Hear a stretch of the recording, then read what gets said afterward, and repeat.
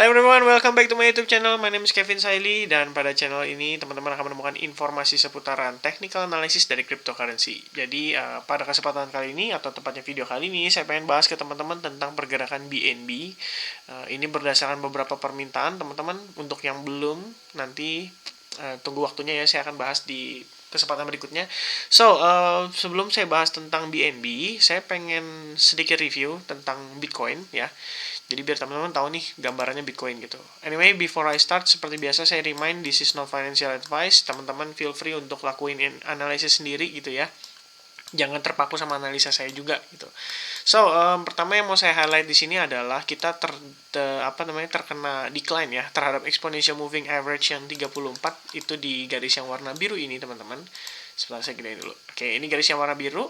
Dan di level ini juga kita ngelihat terbentuk satu pattern, yaitu Three River Evening Star, teman-teman. Nah, ini merupakan pattern yang merupakan pertanda bahwa adanya reversal ya, atau kondisi reversal ya. Kondisinya seperti ini, teman-teman. Dan itu terjadinya kan di level resistance-nya. Artinya ya wajar kalau misalnya kita memang sekarang bisa ngelihat si Bitcoin itu melakukan pullback gitu. Selain daripada itu, saya pengen highlight di sini juga teman-teman bahwa kita berpotensi bergerak di dalam ascending channel terhadap si Bitcoin price saat ini gitu ya. Kondisinya kayak gini, kalian bisa lihat sendiri. Dan saya akan masuk ke time frame yang 4 jam, yaitu di 240 menit, teman-teman. Nah, saya di sini udah siapin beberapa hal yang perlu kita perhatikan baik-baik gitu ya. Pertama, saya tarik Fibonacci dari swing low ke swing high-nya, teman-teman. Dan kemarin kita sama-sama sudah setuju ya bahwa ini merupakan idiot wave, dan kemungkinan itu adalah wave 3-nya kita, teman-teman. Dan untuk melanjutkan ke wave 4, otomatis kan kita harus ngelihat si Bitcoin ini creating correction ABC ya, ABC correction wave. Dan kalau misalkan lihat kayak gini, mungkin teman-teman support terkuat kita bisa berpotensi di kisaran level 61,8% dan itu di kisaran $37.000, teman-teman. Nah, selain daripada itu, ada satu faktor yang mungkin bisa menguatkan kita, yaitu di kisaran level ini, teman-teman. Kita lihat di sini ada support ya, atau resistance yang sebelumnya nge-hold si Bitcoin itu sendiri. Jadi, kenapa saya gambar kotaknya gede ya, karena ya ini area, teman-teman. Kalian nggak bisa berpatokan dengan satu angka. Misalkan saya bilang 37.000, berarti 36.900 artinya udah break gitu. Nggak juga gitu ya. Nah, ini adalah ABC correction wave-nya. Kita bisa ukur dari Fibonacci, dan mungkin 61,8% ini merupakan level pentingnya kita nih saat ini, teman-teman ya. Ini A-nya sudah terbentuk, B-nya juga sudah tadi ya. Akhirnya dia terreject lagi nih di kisaran level $39.500, teman-teman. Dan sekarang mungkin either kita lagi ngetes si exponential moving average 34 atau moving average yang 55, teman-teman. Right? So, itu untuk update terkini soal seputaran Bitcoin, dan saya akan langsung lanjut ke BNB, teman-teman. Oke, ini BNB ya. Nah, untuk BNB sendiri saya pengen bahas dari time frame weekly-nya dulu, teman-teman ya. Nah, untuk time frame weekly kita lihat so far so good, teman-teman, karena kita ngelihat di sini kita masih berpotensi bermain di atas exponential moving average yang 21 dan juga level 34, teman-teman ya. Which is masih good sebenarnya untuk si Bitcoin, untuk si BNB itu sendiri. Kalian bisa lihat juga ya dengan penguatan yang terjadi, koreksinya itu bisa dibilang cenderung small gitu ya. Nah, ini kita masih ada 3 hari lagi sampai penutupan di hari Minggu. So hopefully BNB bisa bertahan di atas level ini gitu ya. Dan kita akan lanjut ke time frame daily-nya. Untuk time frame daily masih seperti yang saya highlight sebelumnya, teman-teman, ya, dimana kita di sini ngebentuk semacam either itu rising wedge pattern yang sekarang sedang berproses membentuk. Tapi kita masih belum tahu pasti karena kita perlu ngelihat beberapa konfirmasi, teman-teman ya. Cuman yang pasti adalah ini adalah first touch-nya dia, dan ini adalah third touch, sementara ini adalah second touch-nya dia. Nah, ini kan berpotensi menjadi fourth touch-nya dia. Dan mungkin kalau misalnya ini ketahan ya berarti memang confirm gitu, teman-teman. Kita mungkin akan bermain di dalam rising wedge pattern, yang manakala kalau misalkan suatu saat nanti breakout si supportnya, kita mungkin akan mengukurnya dari sini, teman-teman ya. Kalian bisa geser panah ini dan kita bisa lihat mungkin si BNB itu sendiri akan ngetes terhadap si level ini, teman-teman. Dan itu kalau misalkan dikasih price level di kisaran kurang lebih $221, teman-teman. Oke. So, itu untuk time frame daily-nya. Sebentar, saya clear dulu gambarnya, teman-teman. Karena kita mau lanjut ke time frame 4 jamnya. By the way, teman-teman, kalian bisa lihat juga ya bahwa kita di sini terdecline berkali-kali oleh si exponential moving average yang 21. Dan ini di time frame daily. Nah, sementara saya akan kasih tanda dulu dari price labelnya supaya kalian bisa ada gambaran. sebelum kita lanjut ke time frame 4 jamnya, dan kita akan mundur ke time frame 4 jam. Nah, di time frame 4 jam, saya udah siapin beberapa hal, teman-teman. Yang pertama, itu ada Fibonacci level ya, teman-teman.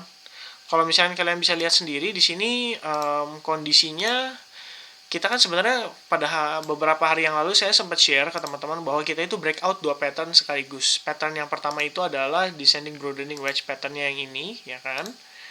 Dan next one-nya itu adalah si symmetrical triangle, teman-teman, yang ada di sini, ya. Bukan symmetrical, yaitu descending triangle gitu. Sebenarnya kalau misalkan berdasarkan skenario descending triangle, harusnya kita ngelihat si Bitcoin itu masih kenapa Bitcoin ya? Si BNB itu masih mungkin meneruskan pelemahannya, teman-teman. Karena dia kalau misalkan ngebentuk yang namanya descending triangle ini ya, biasanya dia breakoutnya ke bawah. Tapi kan kalian bisa lihat ya, mungkin karena faktor kemarin Bitcoin juga menguat, akhirnya kita breakoutnya ke atas, dan itu good juga gitu untuk kita nih, si holder BNB gitu ya. Dan kita gambar Fibonacci-nya, teman-teman, tarik dari swing high ke swing low, kita pengen tahu ya kan kira-kira di level mana si BNB itu berpotensi berhenti atau ter-reject gitu, teman-teman. Nah, first ini saya tandain tadi kan $376 ini merupakan area exponential moving average 21 yang ada di time frame daily gitu. Dan kalau saya geser, berarti nggak ngetes ya.